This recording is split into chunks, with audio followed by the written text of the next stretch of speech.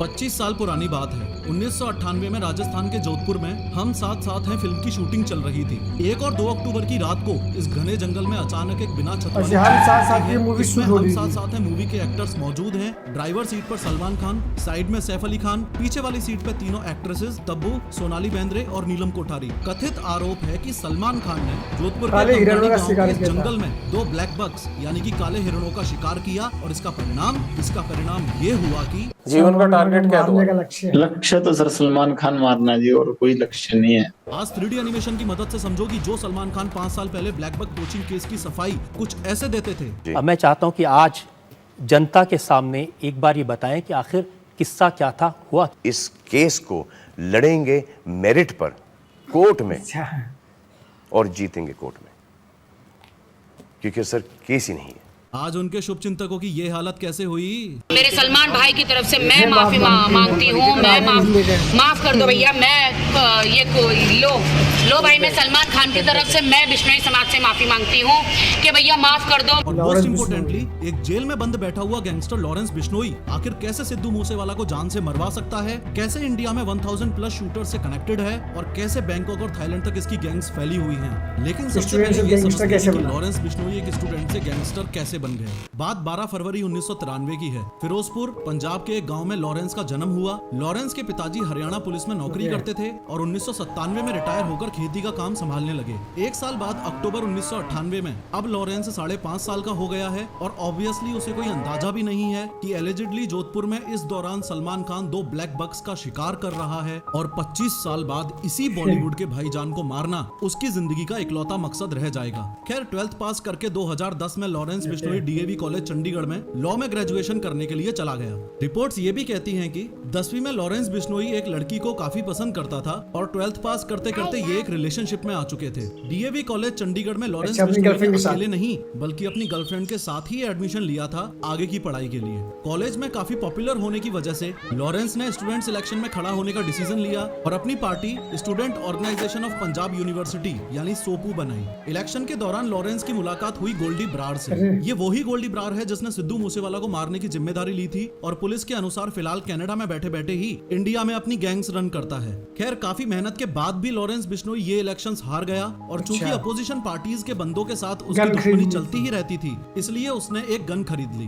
Lawrence Bishnoi की दुश्मनी college में बढ़ती गई और जनवरी 2011 में धीरे धीरे इस दुश्मनी ने शूट आउट और गैंगवार का रूप ले लिया। इस शूट आउट की वजह से उस पर FIR हुई, लेकिन इस बात पे ध्यान दो कि रिपोर्ट्स ये भी हैं कि लॉरेंस बिश्नोई ने एक पक्के अपराधी का रूप तब लिया जब इसकी गर्लफ्रेंड को अपोजिशन पार्टी वालों ने जिंदा जला दिया। बस अब क्या था, लॉरेंस बिश्नोई की एंट्री दहशत की दुनिया में हो चुकी थी। बदला लेने के लिए उसने अपने कनेक्शंस बढ़ाने शुरू कर दिए। जाने माने क्रिमिनल्स जैसे जग्गू भगवानपुरी और रॉकी फैजिल्का के साथ उसने हाथ मिला लिया। वो कांड करता, पकड़ा जाता, जेल जाता और कनेक्शंस की मदद से छूट जाता। ये होता रहा, लेकिन एक दिन राजस्थान पुलिस के साथ शूट आउट में उसे धर दबोचा गया और जयपुर में स्थित जवाहर सर्किल पुलिस थाने में बंद कर दिया गया। तब से लेके आज तक लॉरेंस बिश्नोई का अलग-अलग जेलों में ट्रांसफर किया जाता रहा है, लेकिन है वो पुलिस की गिरफ्त में ही। अब इससे पहले आगे बढ़ के हम ये समझें कि लॉरेंस बिश्नोई जेल में बैठे बैठे सलमान खान को मारने की प्लानिंग कैसे कर रहा है। ज्यादा जरूरी ये समझना है कि सलमान खान की जान लेने के लिए वो इतना कमिटेड क्यों है। देखो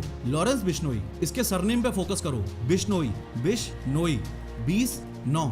जी हाँ, ये बिश्नोई कम्युनिटी 20 और 9 यानी 29 नियम को फॉलो करती है। मान्यता यही है कि असली बिश्नोई वो ही है जो इन 29 रूल्स को फॉलो करता हो। इन 29 रूल्स में से कुछ रूल्स ये भी हैं कि दारू नहीं पीनी है, अमावस्या को व्रत रखना है, नीले कलर के कपड़े नहीं पहनने हैं, सुबह सूर्योदय होते ही नहाना है एंड मोस्ट इम्पोर्टेंटली जानवरों और पर्यावरण को सुरक्षित रखना है। इस 5वें पॉइंट की इंपोर्टेंस आप इस इमेज की मदद से भी समझो। एक बिश्नोई महिला एक हिरण को स्तनपान करवा रही है। ये ब्लैक बक्स आपके और मेरे लिए एनिमल्स हो सकते हैं, लेकिन बिश्नोई समाज के लिए पूजनीय हैं। लोग इस बात के लिए बिश्नोइयों को प्रेज भी करते हैं। जब दुनिया को ग्लोबल वार्मिंग का ग मालूम नहीं था, सदियों से ये मेरा बिश्नोई समाज के लोगों ने पर्यावरण की रक्षा के लिए बलिदान दिए। ये कम्युनिटी ब्लैक बक्स को बच्चों की तरह पालती है और दुखद तौर पर ऐसा कथित आरोप है कि सलमान खान ने इनके बच्चों का यानी काले हिरणों का शिकार किया है। बट वेट, क्या सलमान खान ने सच में शिकार किया था? चलो ब्लैक बक पोचिंग केस में आपको विटनेस साइड की स्टोरी दिखाता हूँ। बात राजस्थान के जोधपुर में कंकाड़ी गांव में 25 साल पहले 1998 में 1 और 2 अक्टूबर की मध्य रात्रि की है। छोगाराम जी को अचानक 2 गोलियां चलने की आवाज आती है। आज चांदनी रात है। मेरे को ठीक है। आपने सबको कोर्ट में पहचाना? लाइट में देखा था आपने? हाँ, लाइट में देखा। तो ये लाइट आज चांदनी रात थी। चांदनी रात थी। चांदनी रात थी। गोलियों की आवाज सुनकर छोगाराम जी बाकी लोगों को लेके लाठी डंडों के साथ मौकाए वारदात की जगह पर दौड़ के पहुंचे। वहां पहुंचते ही उन्हें जिप्सी दिखाई दी जिसमें 7 लोग बैठे हुए थे। मौके पे पहुंचते ही जैसे ही गांव वालों को वहां मरे हुए हिरण दिखाई दिए तो उन्हें इस बात का अंदाजा हो चुका था कि इन जिप्सी वालों ने इनका शिकार किया है। गुस्से में आके गाँव वालों ने लाठी डंडे बरसाने शुरू किए तो जिप्सी में बैठी लेडीज चिल्लाने लगी और ड्राइवर ने चिल्ला के उनको चुप करवाया। कुछ एलिजेड रिपोर्ट्स इतनी प्रिसाइज भी हैं कि तब्बू चिल्ला रही थी और सलमान खान उनको चुप रहने के लिए बोल रहे थे। इतनी पूरी हलचल में गांव वालों ने जिप्सी का नंबर नोट कर लिया और ये बहुत बड़ी दिक्कत बनी सलमान खान के लिए। अब जिप्सी का नंबर पुलिस थाने में दिया गया तो पता चला कि जिप्सी किसी यादव साहब के नाम पे है। यादव साहब से पूछताछ करने पर पता चला कि उन्होंने अपनी जिप्सी किराए पे दे रखी है किसी फिल्म यूनिट को। उन्होंने डिटेल में बताया कि जोधपुर के किसी पैलेस में एक फिल्म की शूटिंग चलते कुछ एक्टर्स रुके हुए हैं। उस फिल्म की टीम को ये जिप्सी किराए पे दी गई थी। पुलिस को अंदाजा लग चुका था कि शूटिंग तो फिलहाल हम साथ साथ हैं मूवी की चल रही है। फर्दर इंक्वायरी से पता चला कि जिप्सी की जिम्मेदारी हरीश दुलानी नामक व्यक्ति को दे रखी थी जो कि उसका ड्राइवर है। इस हरीश दुलानी को अच्छे से देख लो, ये इस कहानी का मोस्ट इम्पोर्टेंट कैरेक्टर है। इसने ही सबकी धोती खोली थी। सारे राज कोर्ट के सामने इसने ही बताए थे। इसने ये भी बताया था कि सिर्फ 1 और 2 अक्टूबर को ही नहीं, उससे पहले सितंबर 1998 के लास्ट वीक में भी सलमान खान ने 2 बार हिरणों का शिकार किया था। दुख की बात तो ये है कि फिलहाल इसकी हालत ये है। क्या आपने देखा था? क्या आपको लगा कि सलमान ने शिकार किया था? आपने क्या वो बोला था अपने कोर्ट में? नहीं, मैंने देखो जो बोलना था मैंने कोर्ट में बोल दिया। मैं इस बारे में अब मैं टिप्पणी करने में मेरी हिम्मत नहीं है। क्यों नहीं है? बस अब नहीं है, डर लगता है भाई। वो इसलिए क्योंकि इसके परिवार वालों को लगातार धमकियां तक मिली हैं। इसी समय आपको ये भी बताना चाहूंगा कि जीप में जो 7 लोग मौजूद थे उसमें जो पीछे 2 मेल्स बैठे थे उनमें से एक था ये हरीश दुलानी और दूसरा था दुष्यंत सिंह जो एज अ गाइड काम करता था उस होटल में जिस होटल में ये लोग रुके हुए थे। उसके बाद कई बार सलमान खान हियरिंग्स के लिए कोर्ट जाते रहे, जेल भी गए लेकिन बेल मिलती रही। लेकिन फाइनली 5 अप्रैल 2018 को सलमान खान को 5 साल की सजा सुना दी गई और 10,000 रुपए का जुर्माना लगा दिया गया। परंतु बिश्नोई कम्युनिटी जिस बात से आज तक नाराज है वो ये कि सलमान खान के जेल जाने के एग्जैक्ट 2 दिन बाद यानी 7 अप्रैल 2018 को सलमान खान को बेल मिल गई और केसेस यूं ही कोर्ट में घूमते रहे। ऐसे में गैंगस्टर लॉरेंस बिश्नोई कानून हाथ में लेने की ठान लेता है और पुलिस की जीप में बैठ के पुलिस वालों के सामने बोलता है, तो जब हम करेंगे तो पता लग ही जाएगा। सलमान खान का करेंगे, मारेंगे यही जोधपुर में मारेंगे तो पता लग जाएगा इनको। अभी तो मैंने कुछ किया ही नहीं, बिना मतलब कोई इन्वॉल्व कर रहे हैं। खैर फिलहाल लॉरेंस बिश्नोई तो जेल में बंद है लेकिन अपने राइट हैंड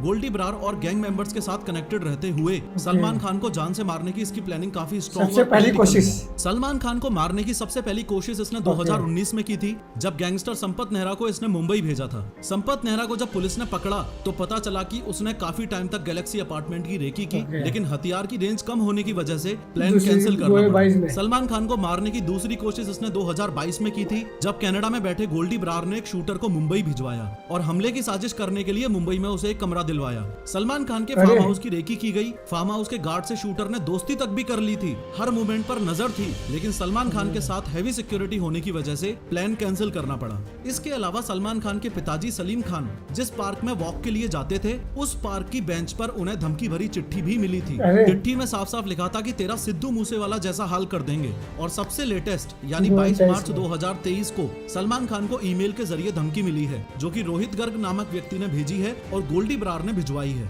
अगेन वही सेम बात लिखी है कि या तो माफी मांग ले या जान जाएगी। ये माफी मांगने वाला मसला ये है कि लॉरेंस बिश्नोई कहता है कि मैं सलमान खान की जान नहीं लूंगा, माफ कर दूंगा और यहाँ तक कि उसके पैर भी पकड़ लूंगा अगर सिर्फ और सिर्फ हम बिश्नोइयों के मुक्तिधाम मुकाम मंदिर में जाके वो माफी मांग ले। तो कैसे आप माफी चाहते हैं? सर हमारे बिश्नोइयों का मंदिर है मुकाम, मुक्तिधाम मुकाम एक मंदिर है हमारे बिश्नोइयों का। बस वहां जाके हमारे मंदिर में जाके माफी मांग ले। देखो ये है वो मुक्तिधाम मुकाम मंदिर जो कि राजस्थान में बीकानेर जोधपुर स्टेट हाईवे के पास स्थित है। खैर धमकियां मिलने के बाद गवर्नमेंट की तरफ से सलमान खान को Y+ सिक्योरिटी दे दी गई है। आर्म्स लाइसेंस के अंडर एक पर्सनल रिवॉल्वर उनके पास है और निसान की हाई सिक्योरिटी बुलेट प्रूफ गाड़ी पर अपग्रेड कर लिया गया है। Y+ सिक्योरिटी का मीनिंग है कि इसमें 11 सिक्योरिटी पर्सनल इन्वॉल्व होंगे, जिसमें से 2 PSOs यानी personal security officers rotational basis पे हर वक्त आसपास रहेंगे और 1 या 2 NSG कमांडोज भी रहेंगे। कहानी का तात्पर्य ये है कि सलमान खान माफी मांगने के लिए रेडी है नहीं और लॉरेंस बिश्नोई गैंगस्टर है तो उससे पीछे हटने की उम्मीद कर भी नहीं सकते। एलिजिडली जहाँ पे सलमान खान ने ब्लैक बक्स को मारा था, वहाँ बिश्नोई समाज ने ऐसा स्मारक बनवा दिया है। और लॉरेंस बिश्नोई के व्यक्तित्व का दूसरा पहलू ये भी है कि कथित तौर पर वो एक देश प्रेमी है। जब छोटा था तो गाँव में बच्चों को नशा करने से रोकता था। गांव के बच्चे को नशा करने के लिए वो बहुत रोकता था, कोई गलत काम करने के लिए रोकता था। एक उसका बोलने का ढंग बहुत अच्छा था। शहीद भगत सिंह को अपना रोल मॉडल मानता है और कहता है कि अगर जेल से छूट गया तो गायों की सेवा करेगा। कभी बाहर आए तो गौशाला बनाएंगे, गायों की सेवा करेंगे और कोई एजेंडा नहीं है बाहर। फिलहाल हम सब के लिए जरूरी बात यह है कि लॉरेंस बिश्नोई जैसे गैंगस्टर्स के क्राइम्स को ग्लोरीफाई ना किया जाए और देश का यूथ इस दिशा में ना बढ़े। और दूसरी सोचने वाली बात यह है कि हमारा सिस्टम इतना ज्यादा फ्लॉड है कि पुलिस की निगरानी में जेल में बैठे मानना पड़ेगा भाई, जेल में रहते ही अपने गैंग को हैंडल कर रहा है और उसके शब्दों में कुछ इस तरीके से घपले हो रहे हैं। फोन कैसे आ जाता है अंदर? बाकी साथियों के पास भी है, आपके सबके पास फोन है? नहीं, फोन सर दीवार के ऊपर से फेंकवा लेते हैं।